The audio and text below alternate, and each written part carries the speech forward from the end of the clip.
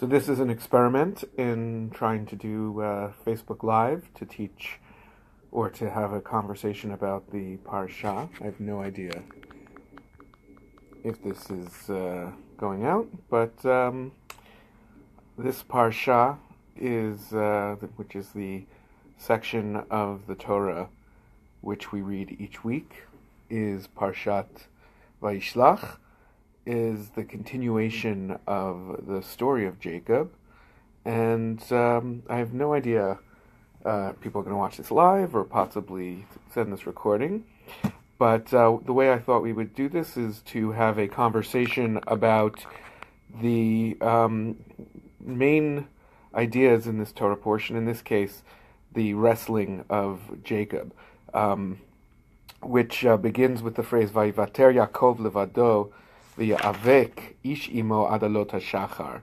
And there's a question right from the very beginning. This word means that Jacob was left alone, and a man wrestled with him until the break of dawn. So again, Jason, I see that you are here, and David, hello. My question always for this is, if he's left alone, who is he wrestling with? And in order to understand this question, and I'm going to see if this works in terms of commentary, in terms of people being able to answer in the comments, because I haven't really done this interactively live before. But I'm going to ask a question first. Who is Jacob wrestling with?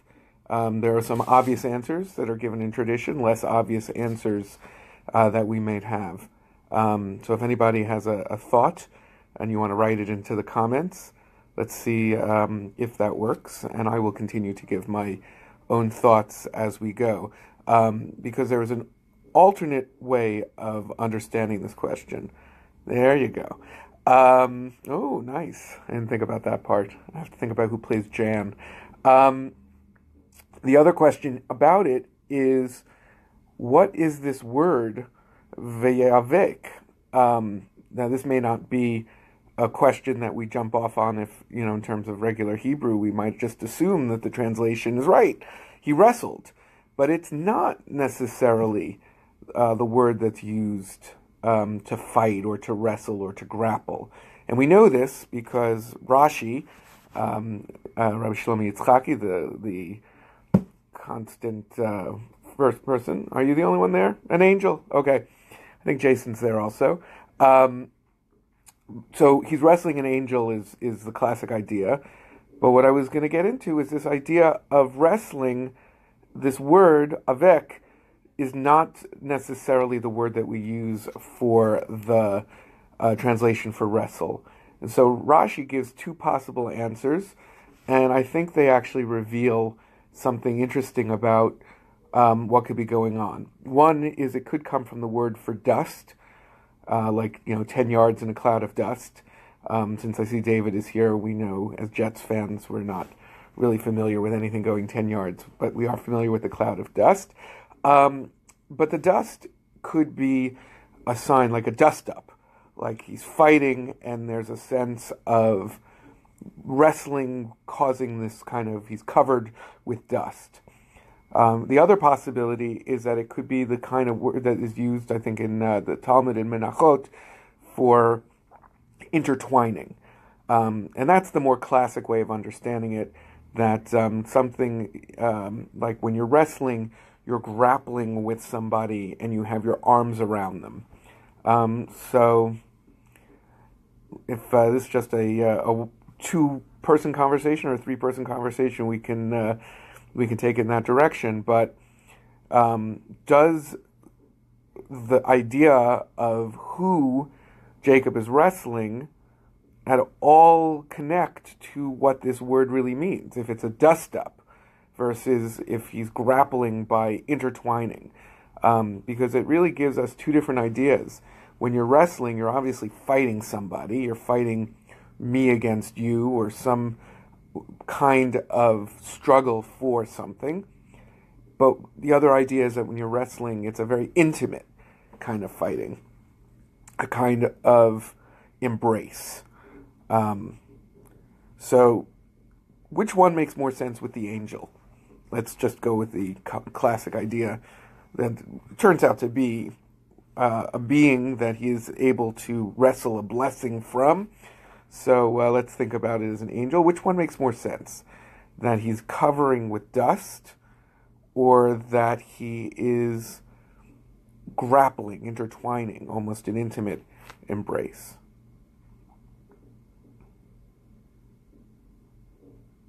All right. So again, I'm not sure if we got technology issues or other situation. Let's see if I can add people. Invite. No. All right. Well, we'll see.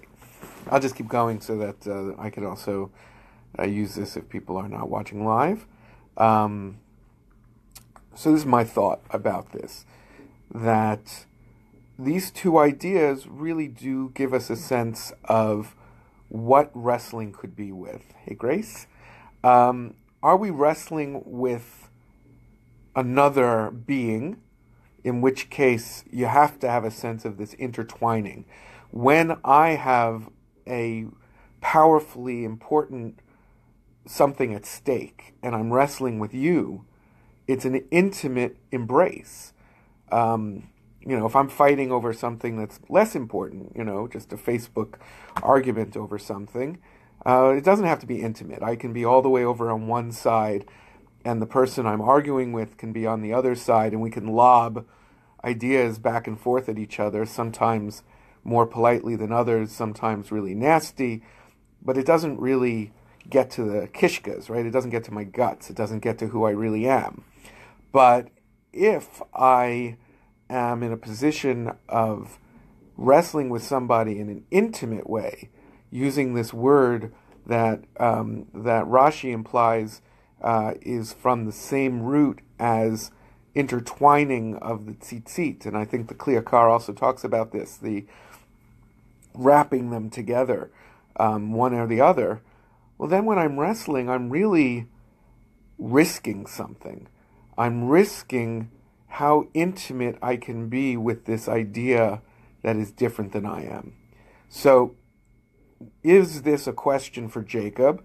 Normally, we think of Jacob as if he's wrestling the angel for a blessing. It has something to do with his fear possibly of his brother Esav. That's clearly the context this is in. He's setting up his defense because his brother Esav, who he ran away from so many years ago and had legitimate fear of being killed by because of what he had done to him, now he's returning, and he's really afraid. He's afraid that his brother will still want to kill him. So what kind of grappling he's doing is very direct. It's a very real that he's grappling with something that could kill him. On the other hand, the part about being an angel is that he might be wrestling for something that he could get something out of. We know the story continues, that Jacob wrestles until morning, the lot hashachar, either literally until morning or until he has a experience of morning is coming. And for those who are just joining, we're looking at the Torah portion of Vayishlach, the part that says Vayivater Yaakov levado v'yavek ish imo adalot hashachar, that Jacob was left alone and a man wrestled with him until the break of morning. It's simply looking at the question, who is he wrestling with? Do we take seriously that he was alone and he's wrestling with himself? Since we have a few more people here, I'll throw the question out again. We got the classic answer that he's wrestling with an angel. I'll throw out some ideas too, because I think that the interaction piece of this might not run as smoothly. He could be wrestling with himself. He could be wrestling with the angel who is his own angel, and he could be wrestling with the angel who is actually the representative of his brother Esav, who, as I've been saying, is someone that he fears. According to the Kli Yakar, one of the classic, one of my favorite commentaries, he could be wrestling with the representative of not an angel, but even a demon. And this is a good and evil fight, right? I'm fighting with all of my good against all the evil that's out there that's represented by Esav. But it could also be, and I think you can't avoid, that he's fighting with something that's also in himself. And the beautiful thing about Jewish tradition is that evil, which we sometimes call the Yetzer Hara, this drive for what is not our better nature, is in ourselves, right? We don't fight a world of demons that we can defeat one after another without any effect on ourselves. We grapple with ourselves. So to go back to my original question, how do we understand not only who he's wrestling with, but what Rashi shows us is that the word for wrestling, this Hebrew word, vayevak veyeavek, is not obvious. And it might come from the word to have dust, like a dust up, to get yourself full of dust, like happens when you wrestle, or so I'm told, since I don't do that much street fighting myself, or that it could mean to intertwine, like the word that's used for tzitzit being wrapped together. So let me ask you, now that I see a few people are out there, which word makes it more likely that he's wrestling with an angel? That it's a dust up, that there's this cloud of dust, or that he's intertwined? And as I said a little earlier, but I think it's a really important point, the more intimate the fight, the more it really can affect us, right? I gave the example of fighting back and forth on social media, just lobbing bombs at each other. That could hurt from a distance, but it's easier to just put up your defenses. But when you're wrestling somebody, it's almost like a lover's embrace. It really gets to the heart. So which one do we find really connects to the angel? The dust, the cloud of dust, or the intertwining together? So I'm going to see if I can get some answers on the commentary.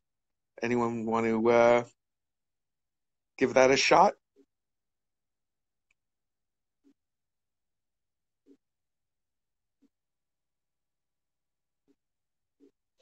All right, as I've said a few times. Oh, I see the commentary now. Here we are. I didn't have the commentary all the way there. I should do more street fighting, Daniel. I should. Okay, so Anita says his conscience. I, all this time, was missing the comments. That's great. So, Anita, why is conscience? Right? Conscience is an interesting idea. What is Jacob fighting with if it's his conscience? Does it have to do with the fact that he feels bad over the way he treated Esav? And he really, throughout the last story and really the story before that, Parshat Toldot, it is really Jacob who is the instigator against Esav. And now Esav, in his mind, in Jacob's mind, is still possibly angry enough to kill him. He was explicitly ready to kill him at the end of Torah portion Toldot. He went away, he had his adventure, came back with not one, but 2 wives and 4 mothers of children. And now he has something to lose, and he's afraid. But Anita says that this could be about his conscience. Do you think he feels bad over what he did, or do you think he is just afraid that his deeds will catch up with him? This sounds a little bit like some of the modern conversation we're having now about people who have fallen from positions of power, and their comments afterwards are really a combination of, I'm mortified as to what I did, and what we know is really a defense mechanism, a fighting back. I'm Matt Lauer, and now I'm losing everything. So is that Jacob? Is Jacob saying I'm getting caught right? As Anita said, right? I'm going to pay for my mistakes, or is he just, is it a real sense of wrestling with himself? How can I, Jacob, who now stands as the patriarch of this massive camp of wives and children and servants, how can I live with myself for what I did? Or I don't want to get caught. I don't want to lose. Um, the style of this conversation that I'm thinking, the way I like to do this is that we go to the big questions, but then there are also hints at how to frame those questions that are in the small words. And one place that is fascinating is those people may know that there is a commentary that the rabbis have, that Rashi, the classic comments, that brings in the mainstream of what becomes our tradition of reading. Rashi says that he actually went back over one camp.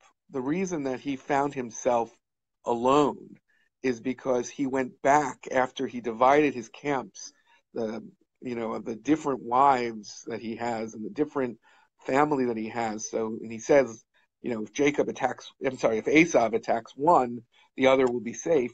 He goes back over the river Yabok. He goes back over his river in order to get some small vessels, some kadim, some pots and pans that he had left. And I am being paged here, and my do not disturb is not working. So there you go. Small pans, small pots and pans. And some people look at this and say, okay, that's a kind of ridiculous commentary. How do we know that Jacob was going back for small pots and pans? And they say, well, this shows that he was a great righteous person who cares even about the smallest details and utensils. But I think that it's really a way of showing us that sometimes in the midst of our big issues, it's getting caught up in the little things that dry us back. Because Jacob's wrestling with Esav is almost definitely, or Jacob's wrestling with himself or the man or the representative of Esav, almost definitely has to do with his past. I really do read it, as Anita has been showing, that he is really wrestling with who he is, what kind of person he is, and what his consequences might be. And then he goes back for these tiny things, almost as if he's saying, I can't leave behind the small things, the details. I think there's something very powerful about this idea. So this is my experiment in teaching Torah this way. I'm going to bring it to an end in a few moments. Next time, it's going to be a little bit more formally advertised. I just wanted to see if I could put something out there. But let me end with this idea. And I appreciate all of you who have been watching, and I will take some suggestions on the words themselves, on the Torah, the content, as well as on the form, to do this in a way that's effective. But I really do like doing this. So anyway, as a way of thinking about it, the three questions we've really asked. We started with who is he wrestling? We started with what does it mean to wrestle? Is it a dust up, avek, as like the Hebrew word for dust, or a embrace, which is another way that root can be? The last question I'm going to ask is the blessing. He wrestles until the angel, or the man who we understand as an angel, blesses him. What is the blessing? And the question for me really has to go back to the beginning. Why is he wrestling is going to tell me what the blessing is. The blessing he receives is he receives the name Yisrael. He will no longer be called Jacob, which, by the way, isn't true, right? I mean, we call him Jacob all the time. We never call Avraham Avram. He became Avraham. Sarai is no longer Sarai. She became Sarah. But Jacob goes back and forth between Jacob, Israel, Jacob, Israel, Jacob, Israel. So part of his blessing that he will no longer be called Jacob doesn't really fit the way his life is. But the angel blesses him anyway. You will no longer be Jacob, you will be Israel. But I think that the blessing is in that ambiguity. That Jacob is given the blessing of being able to live with his ambiguity, not the way we might imagine a biblical story would go, that he would go from being torn and, how do I live with myself, to being solid and certain, and now I'm Israel, and now I can be the patriarch to become the children of me, the children of Israel, but that Jacob can live with being human, that he could be Jacob and Israel, something bigger than life, but something that's also himself. That's the blessing that I think we could imagine ourselves getting as well. We're not going to get a blessing that lifts us up over the rest of the world, but we're also still looking for a blessing that allows us to live with ourselves, our foibles, and yet dream our biggest dreams, that we can be Israel, that we can be the one who grapples in the most noble way with God and with others and for what's good and for what's right, and at the same time live with ourselves, because we're not perfect, and yet we still have to engage. So the dust and the embracing, to me, is a way of showing ambiguity. Sometimes the wrestling makes us less sure of ourselves. Sometimes it brings us closer to ourselves. Sometimes we wrestle with ourselves. Sometimes we know we're wrestling with others. All of this, to me, is what Jacob wants to live together with. And that is his blessing, that he can be Jacob and Israel. Thanks for watching Parsha, Parsha, Parsha. Yes, I can't resist a Brady Brunch reference. And let's try this again. I'll put it out on Facebook when we'll do this again. Shabbat Shalom.